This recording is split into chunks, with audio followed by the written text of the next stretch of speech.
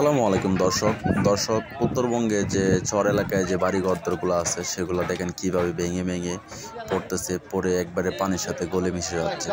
আসলে অবিশ্বাস্যকর হলেও এটাই বাস্তব। আসলে চর এলাকায় যত বাড়ি ঘরদরগুলো আছে তারা আসলে সেফটি ফিল করতেছে না। আর মানুষ কি করবো, মানুষ চেয়ে দেখতেছে, কিছু করার নাই, তো কি করব, কিভাবে কিভাবে এগুলাকে রক্ষা করবে বাড়ি ঘরদরগুলোকে?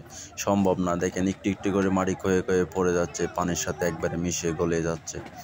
সবাই থাকেই আছে, অনেকেই কাজ করতেছে, অনেকেই বাড়ি ঘরদরগুলো ভেঙে ভেঙে সরিয়ে নিতেছে, কিন্তু পারতেছে না। দেখেন কি অবস্থা, মাটিগুলা ভেঙে ভেঙে একবারে গলে পানির সাথে মিশে যেতেছে।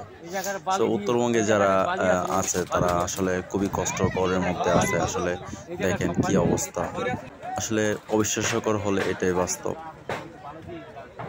মানুষের আসলে চাই যে একটু দেখেন কত বড় বড় বিল্ডিংগুলা, এগুলা যদি আস্তে আস্তে ভেঙে ভেঙে যদি সামনে যায় তাহলে অবশ্যই বিল্ডিংগুলোও কিন্তু পানির সাথে কিন্তু গলে যাওয়ার সম্ভাবনা আছে। অনেকে দেখেন কত কাজ করতেছে, এই ঘরটাকে বাঁচানোর জন্য, ঘরের খাটগুলাকে বাঁচানোর জন্য মানুষ আসলে কত মেহনত করে, কত কষ্ট করে ঘর বাঁধে। আসলে কিছু করার নেই। আসলে উত্তরবঙ্গে যে চর এলাকায় যে বাড়ি ঘরগুলো আছে সেগুলো কিন্তু চর এলাকায় যে বাড়ি ঘরদরগুলো আছে সেগুলো যদি একটু উপরে বানতো বাড়ি ঘরদরগুলো তাহলে কিন্তু এইরকম কাজ কিন্তু হতো না। ডল এসে কিন্তু মাটিগুলা ভেঙে ভেঙে কিন্তু গলে গলে নিচে পড়ে যাচ্ছে। অনেক মানুষ আসছে, অনেক দূর দূরান্ত থেকে অনেক মানুষ আসছে, হাজার হাজার মানুষ আসছে আসলে তাদেরকে উদ্ধার করার জন্য। তারপরে অনেক যতটুকু সম্ভব চেষ্টা করতেছে, চেষ্টা চালিয়ে যাইতেছে, চেষ্টার কোনো ত্রুটি নাই।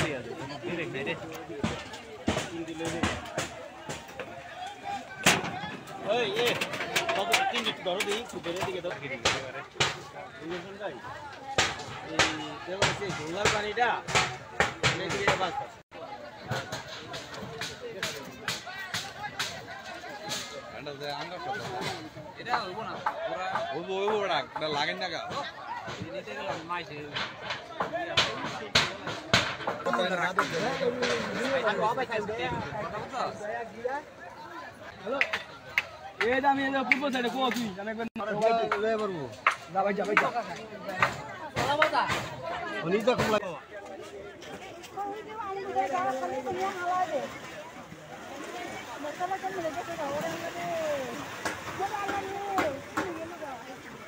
আরে নিচে দিতে লাগে গোবিন্দ না